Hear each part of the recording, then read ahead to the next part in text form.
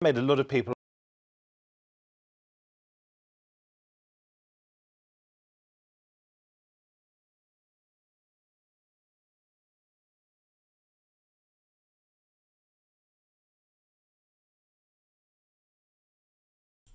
Good evening, folks, and welcome to the live stream. Hope you're very well this evening. Let's see who we have on tonight. We have Killer. Thank you for moderating once again, Killer. Thank you so much for coming on. We have Roisin. Great to see you, Roisin. We have Mark. Great to have you on. CGM is here moderating as well. Great to see you. Carl, great to have you on. Hope you're well. Woodsboy Hunter, great to see you. We also have Stefan. Great to see you tonight. Alistair Kerr, great to have you all the way up there in Scotland. Great to see you. Who else have we got? We have Akis Mad. Great to see you, Akis Mad. Mark Leslie is here. Great to see you, Mark. We have also Frederick. Great to see you. Hope you're well tonight. We have Mark. Great to see you. We also have Shell. Great to have you on. Roisin is here. Artibus. Great to see you. Who else have we got? Regan Elite, great to see you. Make sure to check out Regan Elite's YouTube channel. I like honey, but I'm not sure about this Honeytrap. Yes. Chatty Rat, great to see you, Chatty Rat. Hope you're fine. We also have Cavan Lad, great to see you, Cavan Lad. Dibbler is here. Mark is here. Steve is here. Chris, great to see you. We also have Sam. 91 Leeds, great to see you. Hope you're well. Mandy, great to have you on. Hope you're well tonight. We also have Robbie and so many more. Hope you're all very well. DB is here. Bill is here. And so many others. Hope you're all very well. Hope you had a nice week and you're ready for another weekend of madness. I keep saying this, but the Tories just keep loading more and more madness into the ether. So I just want to start off with a few things. So cover what's happening, of course, with the latest scandal within the Conservative Party. William Wragg, who got into a bit of bother, which he shouldn't have, but he did. And really, I just question the competence of some of the people that are running the Conservative Party, which is not really a surprise, but you know, can they not keep it in their trousers? Anyway, mention a bit about that. Also, we'll have a look at UBI. Finally, UBI, not in the way we had expected, but farmers in Britain are calling for a UBI, Universal Basic Income. We'll look at Lee Anderson, the European Convention on Human Rights and Health as well. Well, I want to start off with this. It says here, will Labour or the Conservatives win the next general election? Latest polling from Sky News Live Tracker. So you can see here, Labour leads the Conservatives by 19 points. You can see the trend is constant. So it was expected to narrow, but the Conservatives are losing and losing. And they're losing out to, it seems, you can sort of see it mirroring Reform UK. So where Reform UK is increasing, the Conservatives are decreasing. While Labour are maintaining their lead, it's steadied. It's not really going anywhere, and we're not expecting it to really go anywhere. So it will be interesting to see if Reform UK can increase their share of the vote, or if they have reached their ceiling. And also if the Conservatives have a floor, because you can see here it's around the same place as it was when Sunak became just before Sunak became Prime Minister. So he sort of cancelled out any gains that he got. But is it possible for the Conservatives to fall below this? Is it possible for Reform UK to continue to grow? I think the Conservatives are probably near their floor. There's nothing really else they can do that will damage them any further. I think the public have more or less decided at this stage that they have to go, and anyone who still agrees with the Conservatives, anyone who's still going to vote for the Conservatives, I don't think there's really anything now that could change their mind. That'd be them missing their EU subsidies. Yes, So yes, of course, farmers in Britain used to get massive subsidies from the European Union and also benefit from access to the single market, being part of the single market. That was a great benefit for British farmers. Now that's gone, and the subsidies are pretty much gone. Some of them have been replaced somewhat by the UK government, but there have been delays and farmers have been complaining about not being able to access them. So it's not just that the money is less, it's also that it's in some cases they can't access the money. But of course the single market is the biggest issue, of course. And it's surprising how many farmers still believe in, the lies that were told to them by the likes of Wragg, Johnson and Jacob Rees-Mogg. I hope you guys saw the video with Jacob Rees-Mogg and our friend Liz Webster, where Liz schooled him on the issue of imports and exports. And this is something, once again, I keep bringing up. Is it that Jacob Rees-Mogg doesn't understand something, or is it he's pretending not to understand? Because he started going down the road of, well, it's all illegal, but it's not about illegal imports or exports. You have to carry out checks, either if you want to catch the illegal stuff or if you just want to catch the legal stuff. Just some other stories related to what's happening at the moment is, of course, Rishi Sunak's pledges tracker. Have inflation. It wasn't really something that he was planning to do. But he has no control over it, as I said before. Grow the economy. How's the economy doing? Well, it's pretty stagnant and it's not going in any direction anytime soon. Positive direction. Reduce debt. This is his promise. Well, it's above his promise. Cut waiting times. Well, as we see, that's, he set the bar very high and he's missing the bar. And of course, stopping the boats, the number of boats have increased. In 2024, you can see here they're on track to match 2022 at least. So Rishi Sunak isn't doing very well with his pledges. Major reform needed after 8 worker killings. The UK, this is David Cameron, and the UK carefully reviewing IDF findings. So the UK government are supposed to publish legal data, legal advice that they have been given in regards to what's happening in Gaza. As far as I know, they haven't published it yet. And I covered in a video earlier about how the civil service are saying, look, if you don't publish this data and confirm that confirm either way that if Israel is breaching international law or not, we're going on strike. We're not actually going to go along with this, because of course they will be in the firing line. No pun intended there, because it's civil servants who would face a judge or a tribunal if it turns out that the UK was complicit with war crimes. Anyway, guys, moving on. I just want to cover a few stories here before we get on to the meat of the live stream tonight. Here's an interesting discussion that took place on Channel 5 about the annihilation of the Conservative Party. Would it be a good idea if the Conservative Party was completely destroyed? Why is that even a question? Made a lot of people on the sort of, I would say, the harder left angry in the Corbyn years, because I couldn't bring myself to vote Labour under Jeremy Corbyn's leadership. I certainly didn't vote for the Conservatives either. I will now happily vote for a Labour government. I think we will get a Labour government. But I would be a little bit sceptical about this poll. Yes, it is a survey of 18,000 people, and I think most polls tend to be 2,000. Mm-hmm. And yes, earlier in the week, we also had another survey of 15,000 people, which was even worse news for the Conservatives. I think this survey has them on about 150 odd seats. Earlier in the week, it was as few as 98. Now, 2 things on that. First of all, I don't think it will happen like that. Yeah. I think the reform vote may well start to melt away as we get closer to the election, or at least on election day. It will focus minds.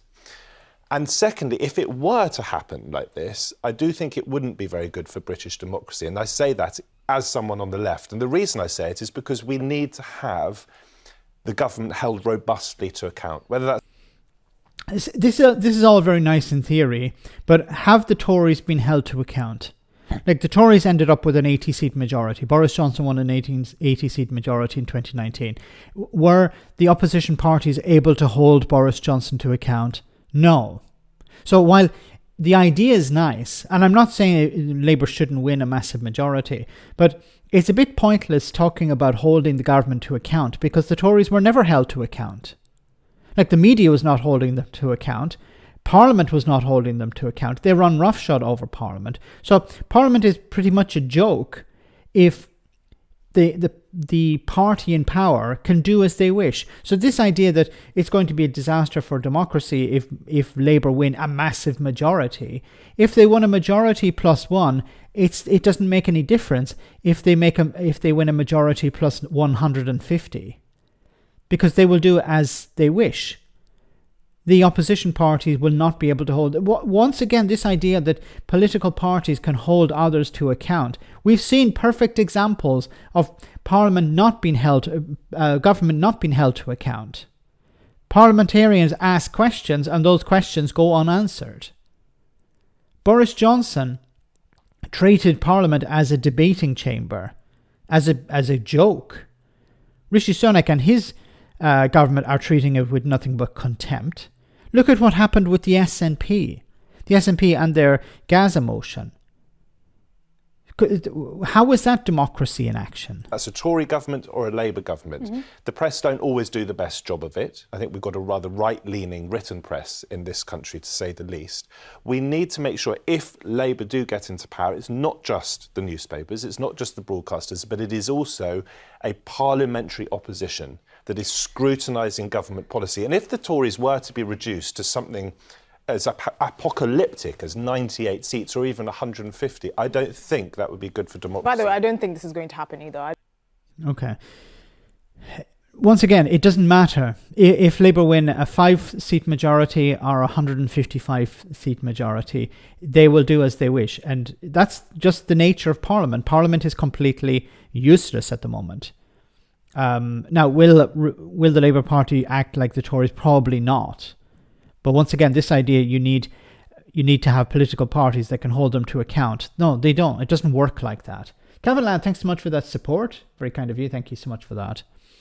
No, it's a nice idea in theory, but what you need to have a parliament that holds government to account, not just opposition parties. Parliament needs to do it, and you need to have a robust, independent media to hold politicians to account. But unfortunately, that's not happening, and it doesn't seem to be something on the horizon for some time. You know, people will point to YouTube and social media and commentators like myself and others.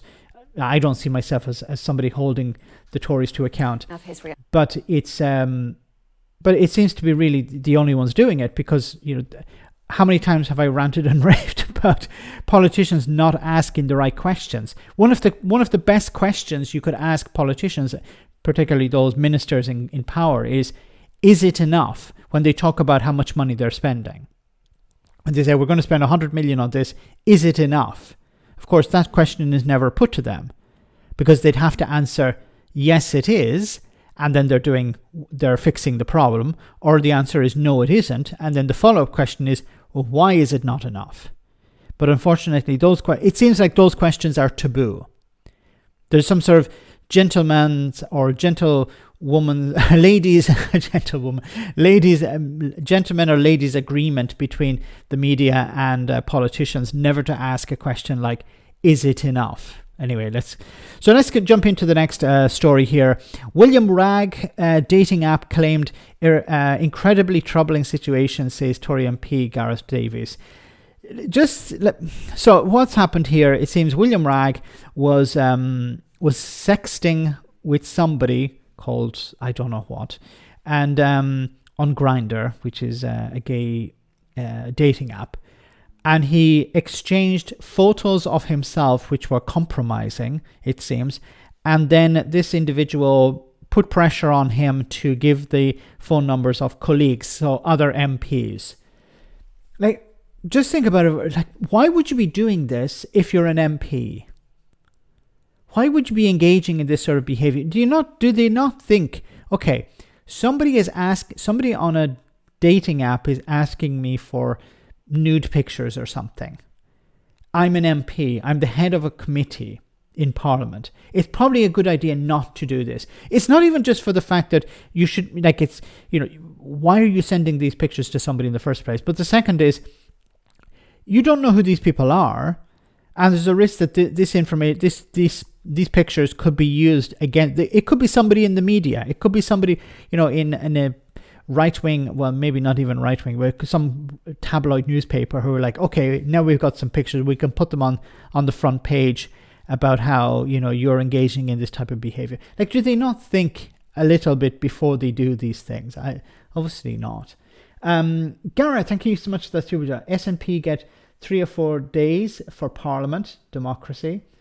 Joke. Yeah, so yes, and thanks so much, Gareth, and that's so true. So when the SNP have an opposition day motion, they get 3 or 4 days per Parliament. Labour gets something like 20, I think, or the principal opposition gets something like 20. And then we saw recently where the SNP used their motion for a debate on a ceasefire, and it was hijacked by Keir Starmer. So, there's democracy not working out so well there either. Reaction to the day's news. I've got... for the government this morning, the Exchequer Secretary to the Treasury, Gareth Davis. Very good morning to you. I want to start off talking about Gaza, because Israel has announced that it's approved. It could be a foreign government intelligence agency. Yeah, it could be. It could be somebody, yes. It could be spying. It could be China. It could be Russia. It could be another... it could be Iran. We don't know.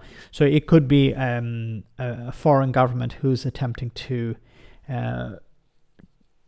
access high-profile people within the Conservative government. I think it's a bit late now. They're on the way out, so it's a bit of a waste of time.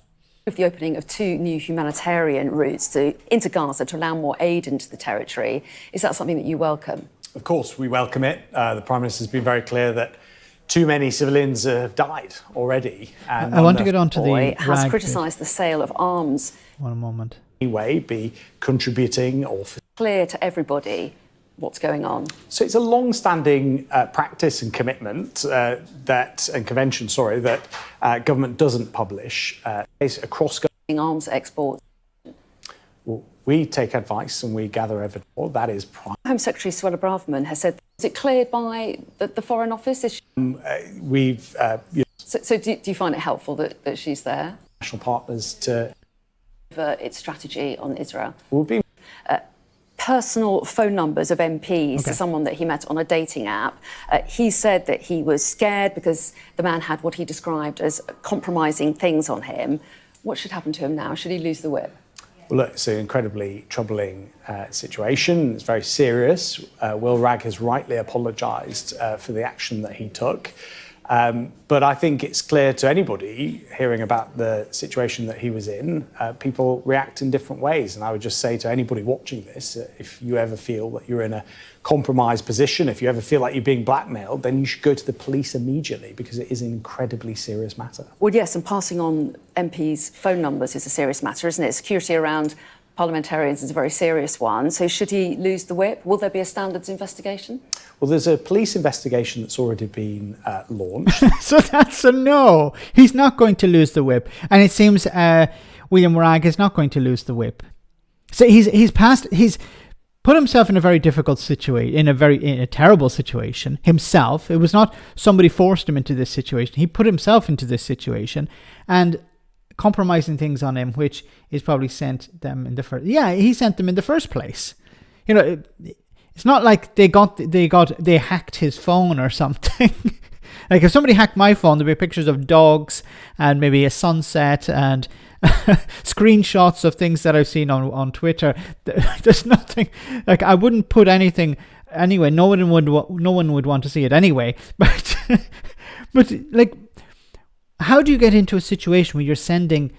But once again, this isn't just a stupid thing to do as a member of the public. This is a stupid thing to do as a member of Parliament, because you're going to end up having, information about you, personal information, but also compromising pictures of yourself on someone else's phone, which they can share with anyone on the internet.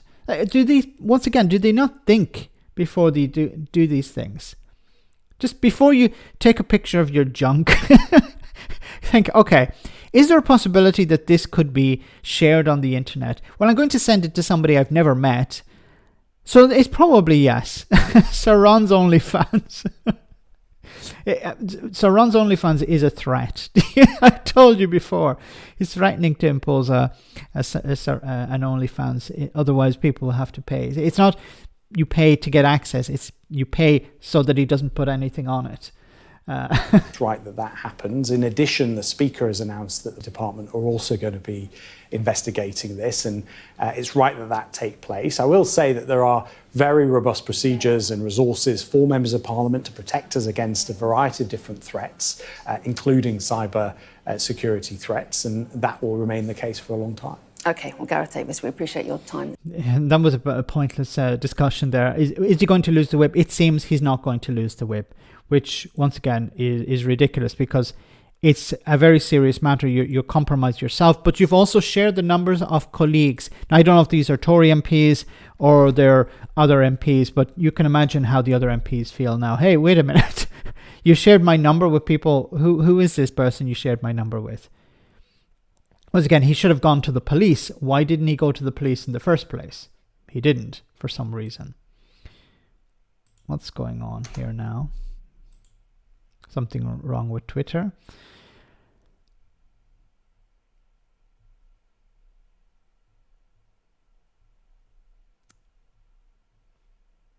Okay, I think Sky News has taken down that. Oh no, it's back up again. Okay. Because you mentioned there in your piece that you had spoken to MPs who'd received this scam, some of them obviously spotting it and deleting it. Most counts put it at something over a dozen. But, you know, this is according to the first news website that broke the story, Politico, last week. They put the messages anywhere back to January 2023. So this has been going on for some time. So the chances are there are quite high numbers of people potentially involved in this. Now, the ones I've spoken to, you mentioned there that the first one rightly basically deleted it. He said it was so... Ah, damn it. Imagine being called Willy Wragg. You gave Liz Truss' number away. Why would anyone want that number? Why would anyone want Liz Truss's number in case it's... did you see that Liz Truss appeared at the Nigel Farage event? Nigel Farage's birthday it was. Obvious that it was a scam, that it hadn't even occurred to him that he would respond in any way, shape or form. He simply deleted the message, and he said it was extraordinary to him that anybody had actually responded to it. And then, you know, another few MPs have come out publicly and said that they were targets of this. Another one's just happened, actually. Dr. Luke Evans, Tory MP for Bosworth, has just said so in a Facebook video. And he, again, was targeted with naked photographs, he said, from a woman. And what's interesting is that all of the targets that I'm aware of this scam were men. Now, some of them were gay. Okay, seems to be some problem here. I'll just read some of your chats while this is loading. What do you think about the 1.59 million people who are on unemployed benefits? What can the government do to stop this? Are you a fan of Reform's idea of raising the tax allowance threshold to 20,000? You need update from upgrade from dial-up. See, a lot of people on benefits are on benefits because they can't work. So while Reform UK may look at, there's so many people on benefits, we need to force these people off benefits. And I think there was a reference to a carrot and stick approach. But a carrot and stick approach presumes that many people who are on benefits are gaming the system or are lazy or just don't want to work. When the vast majority of people on benefits, many of them are working, and a lot of them can't work because they're carers or because they are sick or they're disabled or they can't find work in the area or they can't find work matching their skills. So when we talk about people on benefits, what the likes of Reform UK try to sell is this idea that, people on benefits are just lazy. But we've seen how people on benefits are struggling at the moment. There are people who are working and on benefits. So this whole idea that, people who are on benefits are just swinging the lead has been debunked already. Are you a fan of raising the tax threshold?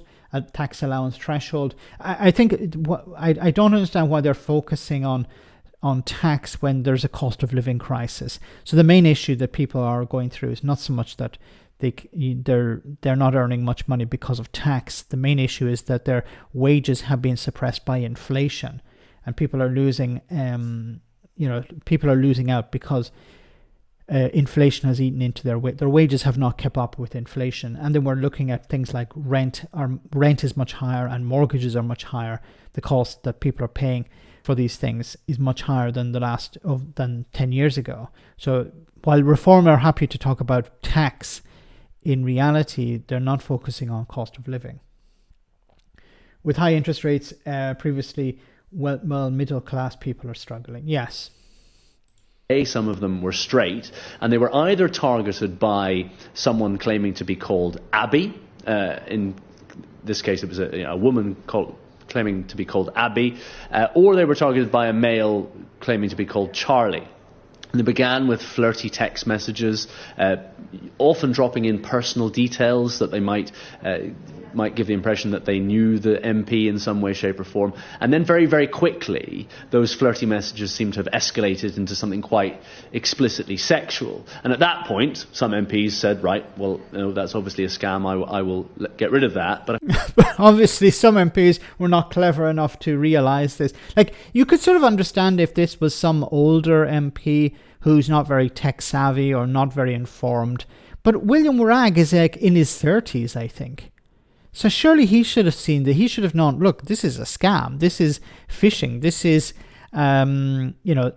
somebody who probably found some information about me on the internet and is trying to use this to get access to compromising images.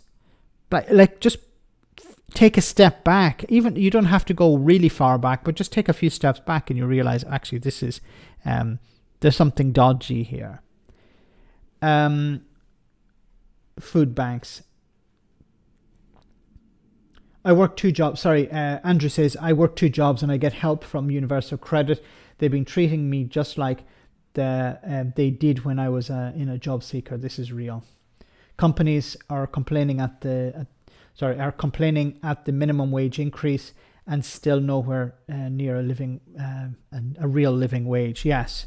Of course, the companies are against the idea of increasing minimum wage because they want to maximize their profits, and to hell with their workers, even if they're struggling. I want to move on. Almost time for a break. No, let's take a little early break. Hopefully this works because the internet is having some issues tonight. Hopefully this won't be a problem. Let's enjoy this comedy moment and we'll be back in just a jiffy with more serious stuff.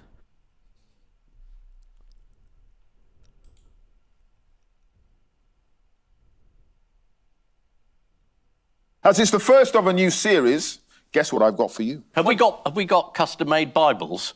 Have I got good news for you? Wow! For those who don't know, that's relation to, of course, Donald Trump. Yes. Actually, it's a bonus odd one out. Bonus 4R. Rishi Sunak, Humza Yousaf, Vaughan Gething, and Vladimir Putin. Putin is the only one who's won an election.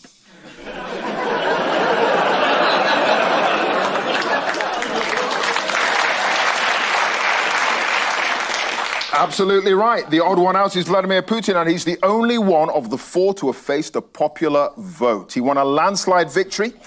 A result announced just a few minutes. Joe Biden is increasing. That's the most incredible use of there you go. Just so there you go. He shits in a briefcase, no more questions, thank you very much. Does he take a suitcase with him in case he gets diarrhoea? Oh yeah, blame me, it's him the one that's having a shit in a bloody briefcase.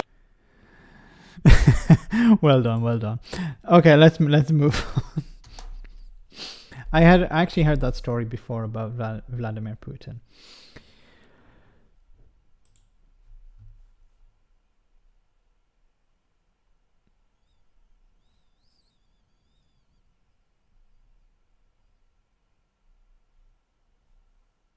The concept that the people... So, back in 2016, John Major said Michael Gove wanted to privatise the NHS. Boris Johnson wanted to charge people for using the NHS. So, there was this idea, once upon a time that the NHS would be publicly owned. It's to stop using prepay. No, I think it's the time of day. For some reason, the internet is really good where I am, and then in the evening, it just goes downhill. Anyway, there was a time when people believed that the NHS would remain public, not privately owned in any way for the foreseeable for the rest of their lives. But now we're hearing stories about how more and more aspects of the NHS is being privatized. And here is a new story. This is just the epitome of privatization. BBC News 2024, a new private ambulance service offering patients the opportunity to be seen quicker is available this week, and only available to those prepared. Here we have, something that people laughed about or cringed about when it was first brought up. The idea that in the United States you actually have to pay for an ambulance. If you're not covered by insurance, your insurance has to cover ambulances, and if it's not, you end up having to pay out of your own pocket for an ambulance. And this is why so many people in the US who are struggling to pay health bills, and maybe in some cases don't have insurance or don't have sufficient insurance cover, they end up having to avoid using an ambulance. More buffering. People running the Brexit campaign would care for the National Health Service is a rather odd one. I seem to remember, Michael Gove wanted to privatise it, Boris wanted to charge people for using it, and Ian Duncan Smith wanted a social insurance system. The NHS is about as safe with them as a pet hamster would be with an ankh-hung. God. Okay, I'm going to have to do something, guys. I'm going to have to end the stream here, reconnect. You got a new stream in just a moment, and I'm going to try to connect a different way. Apologies for this. I'm going to just bear with me for a few minutes. You'll see a new